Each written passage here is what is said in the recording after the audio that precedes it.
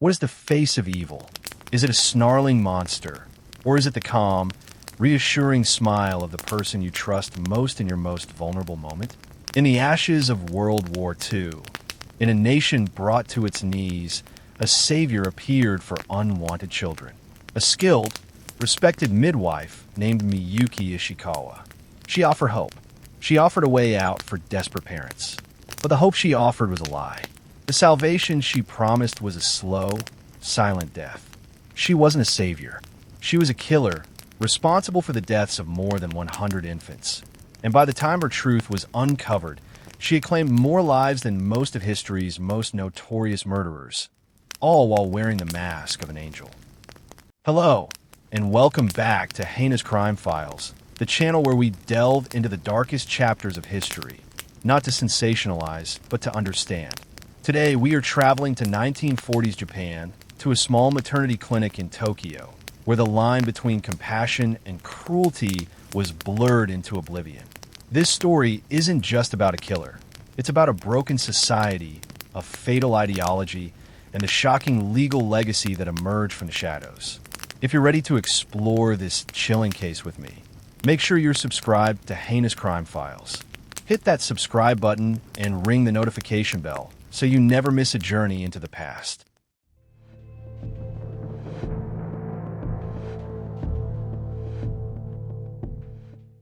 Miyuki Ishikawa was born on February 5, 1897 in the village of Honjo in Miyazaki Prefecture, Japan.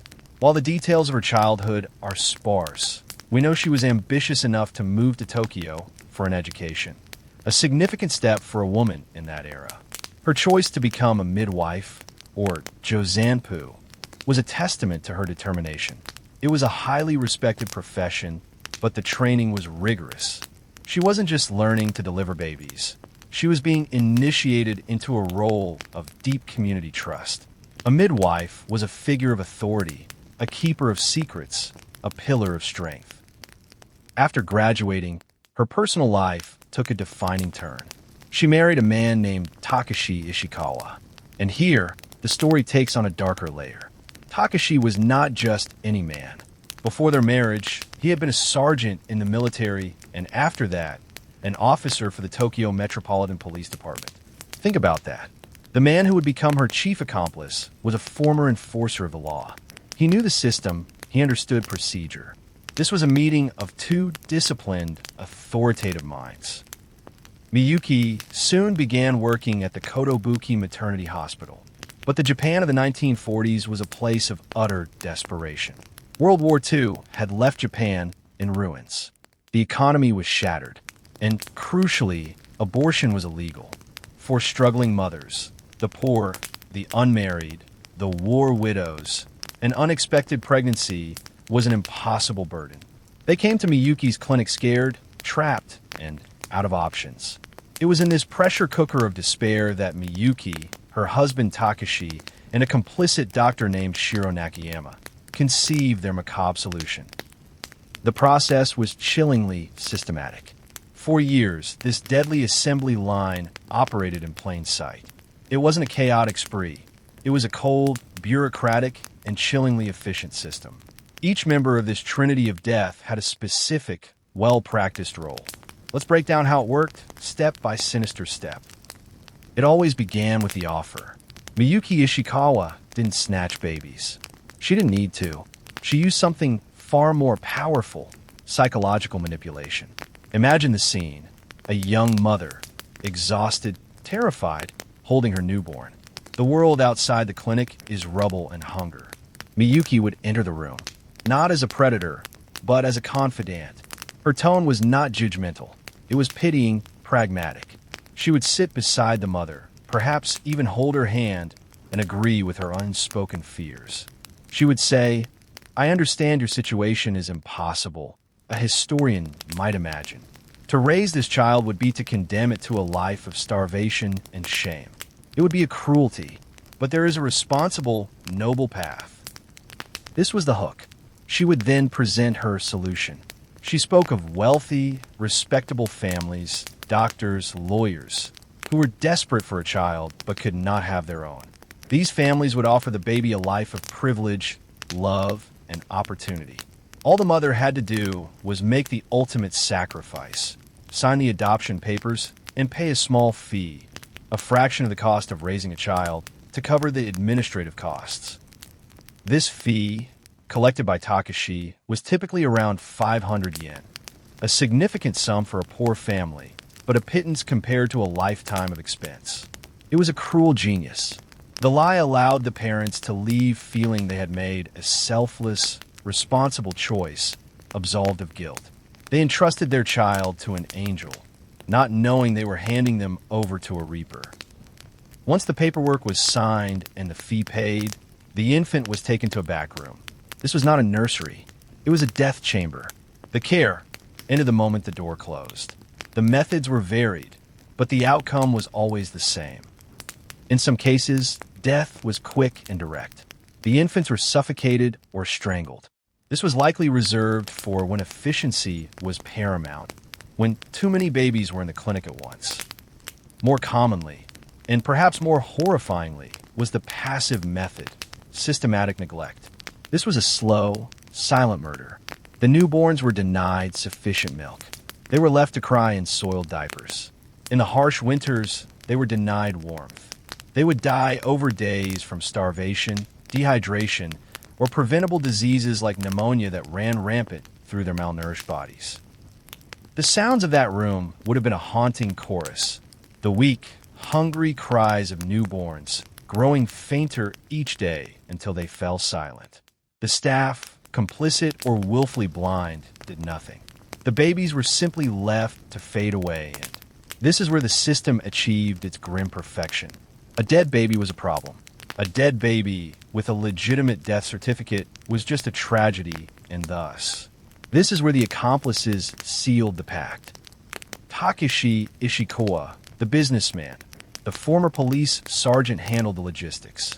He managed the money, ensuring the payments were made and recorded. His background in law enforcement would have been invaluable. He knew what questions might be asked, what paperwork was needed to avoid suspicion. He was the cold, administrative brain of the operation. Dr. Shiro Nakayama, the medical seal.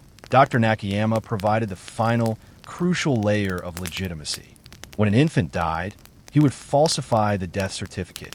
A baby starved to death became a victim of congenital weakness. A baby who froze to death died of prematurity. A baby who succumbed to illness died of pneumonia due to a weak constitution. These were plausible, common causes of infant mortality in post-war Japan. His signature, a symbol of medical authority, turned murder into a medical statistic. The bodies were then discreetly handed over to a complicit funeral director, paid a fee per child to dispose of them without ceremony. This cycle, the offer, the act, the cover-up became routine. It was a factory of death, hidden behind the respectable facade of a maternity hospital. For 4 years, this machine operated with terrifying efficiency, claiming an estimated 103 tiny lives, all because the people in charge believed, in their warped view, that they were not committing a crime, but providing a brutal, final solution to a social problem. For years, the scheme operated with a chilling efficiency, a secret buried beneath layers of paperwork and public trust. But secrets, especially ones of this magnitude, have a way of festering, of seeking the light. The unraveling began not with a dramatic confession, but on a cold, ordinary morning in January 1948. Picture the scene. 2 police officers from Waseda Police Station on their daily patrol.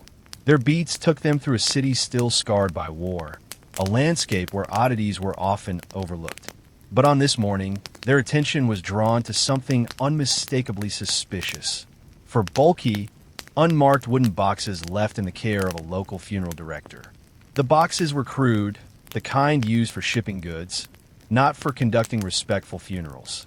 A foul odor, sweet and suffocating, clung to the air around them. When the officers pried open the lids, they were met with a sight that would haunt them forever. Inside were the bodies of 5 infants. They were not carefully laid to rest. They were simply stored. The initial assumption might have been a tragic case of stillborn children, But the condition of the bodies told a different, more sinister story.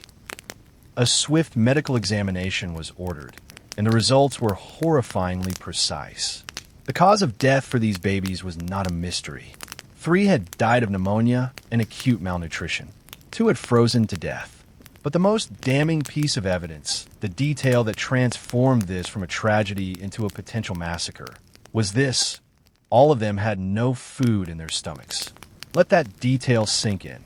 Not a trace of milk. This was not a case of babies who had fallen ill and stopped eating. This was evidence of deliberate, systematic starvation from the moment they entered the world. These were newborns who had been denied the most fundamental act of care from their very first breath. Confronted with this grisly evidence, the funeral director's composure shattered. He was not a hardened criminal. He was a link in a chain, and under pressure, he broke. He confessed that the boxes had been delivered on the instructions of the Kotobuki Maternity Hospital. And then, he revealed the transaction that laid bare the commercial nature of the horror. He admitted he had been paid a flat fee of 500 yen per baby to make the bodies disappear quietly. This wasn't a compassionate service. It was a disposal contract. 3 days after the discovery of the boxes, armed with this confession, the police moved in. Miyuki and Takeshi Ishikawa were arrested at their clinic. But the initial 5 bodies were just the tip of a grotesque iceberg. The investigation that followed was like peeling back the layers of a nightmare. A search of a connected funeral home revealed a backlog of horror. The remains of over 40 infants, stacked and forgotten, waiting for disposal. Then, the trail led to a local temple, where investigators made an even more gruesome find. 30 more tiny bodies had been hastily buried underneath the temple grounds, hidden in the shadow of a place of worship. The sheer logistics of it were staggering. This wasn't a crime of passion committed in a moment of madness. This was an ongoing, industrial-scale operation. The total estimated number of victims quickly climbed to at least 103 infants, with some historians believing the true figure could be even higher. Each number, each statistic, was a life extinguished, a story that ended before it began, in a place that was supposed to be a sanctuary. The city of Tokyo, still numb from the war, was jolted awake by a new kind of horror. The angel of mercy had been exposed, and the scale of her betrayal was almost beyond comprehension. The arrest of Miyuki Ishikawa sent shockwaves through a nation already reeling from defeat. But if the crime was shocking, the trial that followed became a national spectacle that held a dark mirror up to post-war Japanese society, revealing a deep and troubling fracture in its collective conscience. The courtroom was packed. Reporters scribbled furiously. The public watched, aghast yet morbidly fascinated. Miyuki Ishikawa, the once respected midwife, now stood accused of unimaginable crimes. But from the very beginning, her defense team launched a strategy that was as audacious as it was chilling. They did not focus on denying the facts. Instead, they placed the blame squarely on the shoulders of the victims' parents.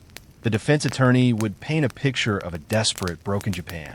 He would turn to the jury and the judge and argue, who are the real criminals here? Is it my client, who was presented with these unwanted children by their own mothers and fathers? Or is it the parents who, in their selfishness and poverty, abandoned their own flesh and blood? They argued that Miyuki and Takeshi were simply dealing with a problem that society and the parents themselves had created. They framed the payments not as blood money, but as a necessary administrative fee for a service no one else was willing to provide. It was a brutal, heartless argument, but in the context of a nation drowning in poverty and shame, it found a disturbing resonance. Astonishingly, much of the public agreed with this warped logic. Letters poured into newspapers expressing a twisted sympathy for the Ishikawas. The sentiment on the street was not uniform outrage, but a complex mix of horror and understanding.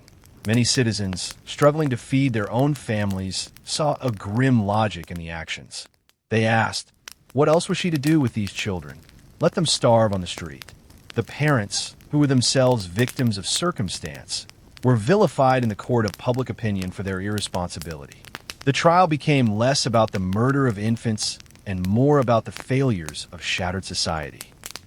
In October 1948, the verdict came down. The Tokyo District Court found Miyuki and Takashi Ishikawa guilty. However, the charge was not premeditated murder. It was the lesser charge of murder by omission, essentially that they had a duty to care for the infants and, by neglecting them, caused their deaths. They were convicted on 5 counts, a mere fraction of the true number of victims, likely relating to the specific cases that could be most easily proven. The sentences were staggeringly light, a clear reflection of the court's willingness to accept the mitigating circumstances of a broken nation. Miyuki Ishikawa was sentenced to 4 years in prison. Her husband, Takashi, received only 2 years. But what of the other accomplice? Dr. Shiro Nakayama, the man who provided the medical seal of approval on the death certificates, was also tried. His sentence was the most lenient of all, a 2-year suspended sentence. He walked out of the courtroom a free man. The message was bleak. The hand that falsified the documents was deemed less culpable than the hands that carried out the neglect. Yet, from this profound failure of justice, a crucial and lasting change was born. The public outrage that did exist, not just at the crime, but at the leniency of the sentences, created a political firestorm. The Japanese government was shamed into confronting the systemic issue the trial had exposed: the desperate plight of women with unwanted pregnancies in a country where abortion was illegal. Just over a year later, on June 24, 1949, the government enacted the Eugenic Protection Law. This law, while controversial for its own eugenic provisions, included a critical clause. It legalized abortion for economic reasons. For the first time, a woman living in poverty, or one who simply could not afford another child, had a legal, safe alternative to back-alley butchers or the horrific choice presented by Miyuki Ishikawa. It was a direct, if tragic, legacy of her crimes. The deaths of at least 103 infants forced a reluctant nation to change its laws, arguably saving countless lives in the decades that followed. It was a small flicker of light born from one of the darkest chapters in Japanese criminal history. The system, in the end, was forced to change, but only after it had failed its most vulnerable citizens in the most catastrophic way imaginable. Miyuki Ishikawa served her light sentence and was released back into a Japan that was rapidly changing, a society trying to forget its recent trauma. But what becomes of a woman who has committed such unspeakable acts once she steps out of the shadows and back into the sunlight? The story of what followed is perhaps just as telling as the crimes themselves. She did not live a life of quiet penitence. Instead, she and her husband, Takashi, faded into the mundane landscape of post-war commerce. They went into business, first selling everyday goods like soap, cream, and fish. After Takashi died, Miyuki, ever the pragmatist, continued on her own. She eventually operated a real estate office in Tokyo named Asahi Shoji. Her name and address, the same as the old Kotobuki Maternity Hospital, remained listed in telephone directories for decades, a ghost haunting the very site of her crimes. She was not in hiding. Then, in 1969, she broke her silence. She was interviewed by Shukin Shinsho magazine. One might have expected a confession, a moment of late-in-life remorse. Instead, she claimed complete innocence in the murders. She showed no regret. Even more chillingly, she boasted to the interviewer about having already built a large, impressive tomb for herself, a permanent monument to a life she evidently felt was worthy of honor. Her former lawyer, perhaps the one who understood the financial scale of her operation best, speculated that she had earned the equivalent of 100 million yen from her various ventures. It is a staggering figure that raises dark questions about the source of her seed capital. Did the money from the lost lives of infants help fund her comfortable, unrepentant second act? Her story is a permanent warning about the danger of any ideology that deems some lives unworthy of life. It challenges us to look beyond the simple monster narrative. This case forces us to ask uncomfortable questions. What are the societal conditions, the poverty, the lack of options, the collective despair that allow such darkness to flourish? When does pragmatic thinking become pathological? Her ability to live a long, seemingly normal life afterward forces us to confront the banality of evil, the fact that it can wear the face of a respectable businesswoman, a neighbor. The story of Miyuki Ishikawa forces us to look into a dark mirror, to see how easily humanity can be twisted. These are the stories we are committed to uncovering, not to dwell in the darkness, but to better understand the light. If you believe in this mission, if you want to be part of a community that grapples with history's hardest questions, then your support is vital. By subscribing to Heinous Crime Files, you're not just watching a video, you're becoming a part of this investigation. You're helping us ensure these stories are never forgotten. So, if you're ready to continue this journey with us, click subscribe and ring the notification bell. We can't do this without you. Thank you for your time, your curiosity, and your courage in exploring the shadows with us.